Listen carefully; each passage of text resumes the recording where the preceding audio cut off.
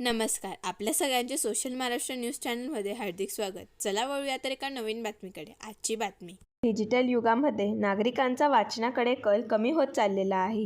वाचनाने माणूस समृद्ध होत असल्याने ही वाचन संस्कृती वाढविण्यासाठी लोकांना प्रवृत्त करणे, त्यांना प्रोत्साहित करण्यासाठी सर्वांचे सहकार्य आवश्यक असल्याचे प्रतिपादन राज्याचे पणन व राजशिष्टाचार तथा धुळे जिल्ह्याचे पालकमंत्री जयकुमार रावल यांनी केले. राज्याच्या उच्च व तंत्र शिक्षण विभाग, ग्रंथालय संचालनालय, महाराष्ट्र राज्य, मुंबई आणि जिल्हा ग्रंथालय अधिकारी कार्यालय, धुळे ज्येष्ठांचे टोणगावकर ग्रंथालय, दोंडाईचा यांच्या संयुक्त विद्यमानाने आयोजित 2 दिवसीय धुळे ग्रंथोत्सवाचे उद्घाटन दादासाहेब रावल हायस्कूल व कनिष्ठ महाविद्यालय, दोंडाईचा येथे आज मान्यवरांच्या उपस्थितीत संपन्न झाले. यावेळी ते मोबाईलद्वारे देण्यात आलेल्या आपल्या शुभेच्छा संदेशात बोलत होते.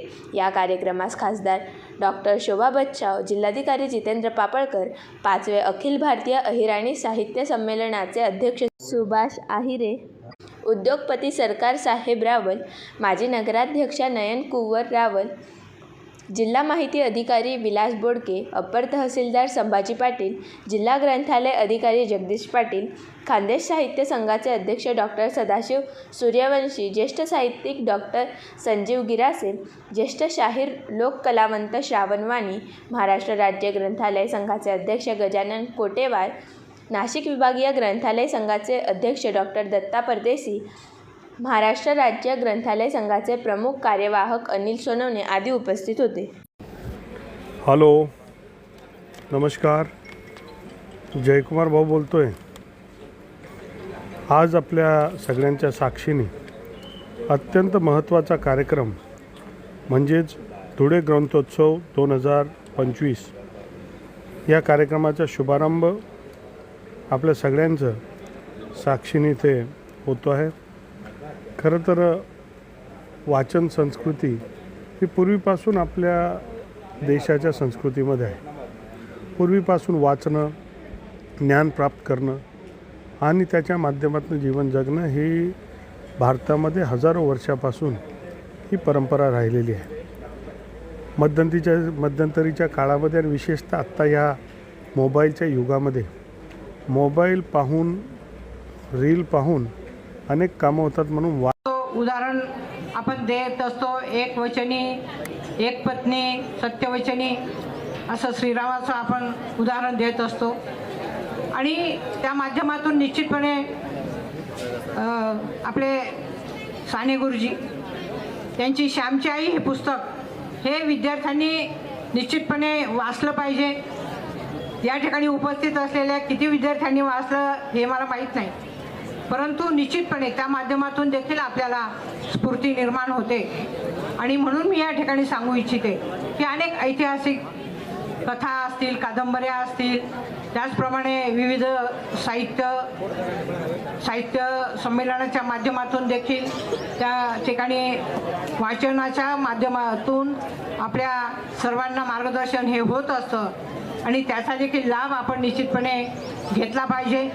आणि विद्यार्थी ज्या मुली आहेत त्यांनी देखील या ठिकाणी मी सांगू इच्छिते की आपण देखील आपल्या ज्ञानातून प्रगल्भता आपल्याला जर वाढवायची असेल तर पुस्तकं हे वाचले पाहिजे.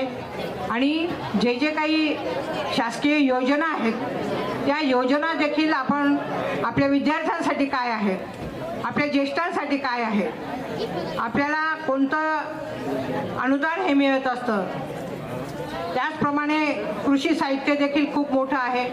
शेतकरी बांधव त्यांनी त्या साहित्याच्या माध्यमातून आपल्याला चांगल्या पद्धतीने शेती कशी करता येईल त्याचा देखील अनेक लेख हे आलेले आहेत. जगा आणि जगत जगत शिका.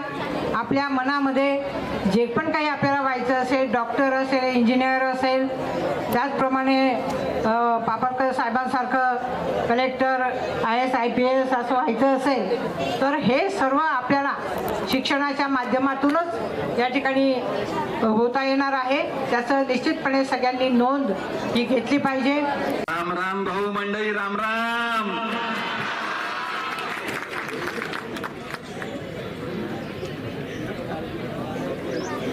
आजच्या या उच्च व तंत्र शिक्षण विभाग आणि मंत्री महोदय स्वतःहून त्यांनी म्हटलं की मी या कार्यक्रमाला उपस्थित राहणार आहे, परंतु त्यांच्या कामव्यस्ततेमुळे ते आज इथे उपस्थित राहू शकले नाही.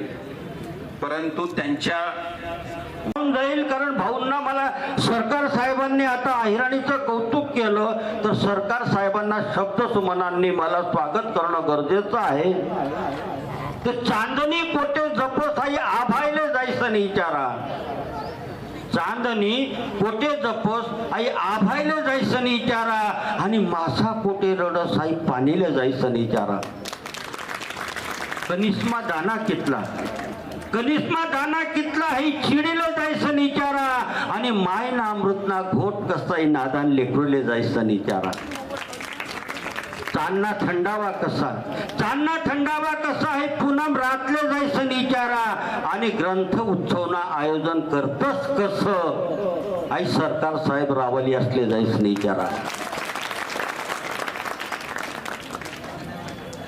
मोबाईल, टीव्ही, संगणक नव्या तंत्रज्ञानाने वाचन संस्कृती संपवलेली आहे या मताशी मी सहमत नाही. हा आरोप खोटा आहे. मोबाईल आणि टीव्ही संगणकाने वाचन संस्कृती संपवलेली नाही. कागदावर छापलेलं साहित्य आणि मोबाईलवर चित्रित केलेलं साहित्य फक्त साधन बदललेलं आहे.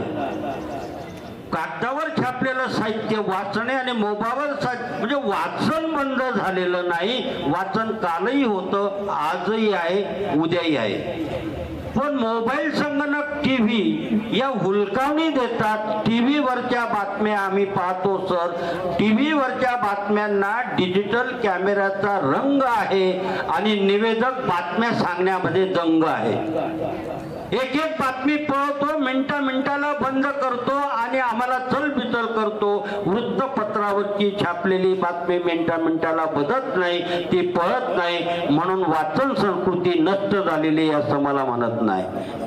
मोबाईल नावाचं नवं तंत्रज्ञान 100% बंद करता येणार नाही हे जसं सत्य आहे, तरी मोबाईलचा अतिशय अतिरेक वापर हा समाजाला घातक आहे हे सुद्धा सत्य आहे. कारण मोबाईल मधलं मुख प्रपंचाचं सुख नसतं. मी गंजत वेळा मोबाईल मध्ये पाहतो, माझं मुसडं दिसतं, मागे काही दिसत नाही. मोबाईलच्या मागे काही दिसत नाही, मोबाईलच्या समोर तोंड दिसतं. म्हणून मोबाईल मधलं मुख हे प्रपंचाचं सुख नसतं, दिसतं तसं नसतं, म्हणून जग फसतं. म्हणून मोबाईल तंत्रज्ञान किती वापरावं.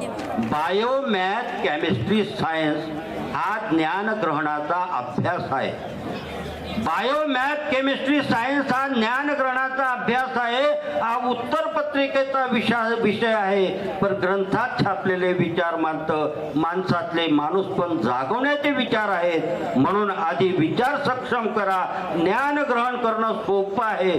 महाराष्ट्र शासनाने जिथे शाळा, विद्यालय तिथे ग्रंथालय काढलेलं आहे. एक तास ग्रंथालयात जा आणि तिथले ग्रंथ वाचा. डॉक्टर बाबासाहेब आंबेडकरांनी ग्रंथाशी मैत्री केली म्हणून ते घटनाकार झाले. अब्दुल कलाम यांनी ग्रंथाची मैत्री केली म्हणून ते देशाचे राष्ट्रपती झाले. पापळकर साहेबांनी ग्रंथाची मैत्री केली म्हणून ते कलेक्टर झाले. ग्रंथाची मैत्री सोडू नका, ग्रंथाचं नातं तोडू नका. ग्रंथ हा माणूस जगायला शिकवतो, ग्रंथ हा माणूस वागायला शिकवतो. म्हणून ग्रंथापासून दूर जाऊ नका. आता महाराष्ट्र सरकारचे आभार मानतो की हा कार्यक्रम वेळोवेळी ते आयोजित करीत असतात. कारण की आपल्याला ठाऊक नसेल की एक जे ग्रंथ लिहिले जातात याच्यामागे फार मोठी त्यांची श्रद्धा, फार मोठं संशोधन, फार मोठं कार्यक्रम असतो. आपल्याला माहिती आहे की रामायण आणि महाभारत हे ग्रंथ फार पूर्वी लिहिले गेले आहेत आणि त्याच्यामध्ये एवढ्या गोष्टी सांगितल्या गेल्या आहेत की रोजच्या जीवनामध्ये आपण पाहतो. मी आपला जास्त वेळ घेणार नाही, पण 2 गोष्टी सांगेन की रामायणामध्ये 3 गोष्टी सांगितल्या आहेत की आपल्या आईवडिलांचं आपण ऐकलं पाहिजे. किती मोठे झालो तरी आईवडिलांचं जे म्हणणं आहे आज्ञाधारक राहिलं पाहिजे. ही गोष्ट आजच्या काळामध्ये फार अभावाने जाणवते की आपल्या रामायणामध्ये शिकायला पडते. रामाचा कोणताही दोष नसताना त्यांच्या वडिलांनी सांगितलं की तुला 14 वर्ष द्यावं लागेल, फक्त आज्ञा पाळत केली, विचारलं नाही का कसं काय नाही, ते गेले. आणि मग पत्नी म्हणून सीता पण गेली, भाऊ म्हणून भाऊ पण गेला, लक्ष्मण पण गेला. त्या ठिकाणी आणखी एक गोष्ट झाली की प्रत्येक गोष्टीला एक लिमिटेशन असतं, म्हणजे दिस इंग्लिशमध्ये this far and no further, आणि ती आपण चुकून जातो. आपली जी म्हणतात लक्ष्मण रेषा जी त्यावेळेला म्हटली गेली आहे, लक्ष्मण रेषेचा अर्थ असा आहे की आपलं प्रत्येकाला लिमिट आहे, प्रत्येक गोष्टीला एक बाण बांधलेला आहे. कोणी काय करावं आणि काय करू नये हे महत्वाचं असतं. मी या ठिकाणी थोडं विषांतर, आजकाल काय झालं की लहान मुलं मुली थोडंसं वयात आलं की लव करतात, लवमध्ये फसून जातात. आजच्या पेपरला वाटलं की कोणीतरी त्यांना पळून घेऊन जातं, अन्याय करतं, आणि मग पोलीस डिपार्टमेंट अशा प्रकारे ज्या घटना घडतात त्याला लक्ष्मण रेषा आहे. प्रत्येक गोष्टीला लक्ष्मण आहे. आपल्या देशामध्ये 18 वर्षानंतर मतदान करावं. 18 वर्ष का ठेवले, 17 का नाही, 19 का नाही, तर त्या लोकांनी अभ्यास केलाय की नाही, it is the right time, आणि 18 वर्षावरती. त्यामुळे या रामायणामध्ये लक्ष्मण रेषा ही ठेवली आहे. तिसरी गोष्ट रामायणाची अशी आहे की कोणी कितीही दुश्मन असला, कोणी काही असला तरी तो दुश्मन त्याचं कर्तव्य ज्यावेळी येतं त्यावेळेला तो, आपल्याला माहिती असेल राम हा काही भक्त होता, देवपूजा करत होता असं नाही, परंतु सर्वात जास्त देवपूजा जी आहे ते रावण करत होते. रावण जे आहेत ते महादेव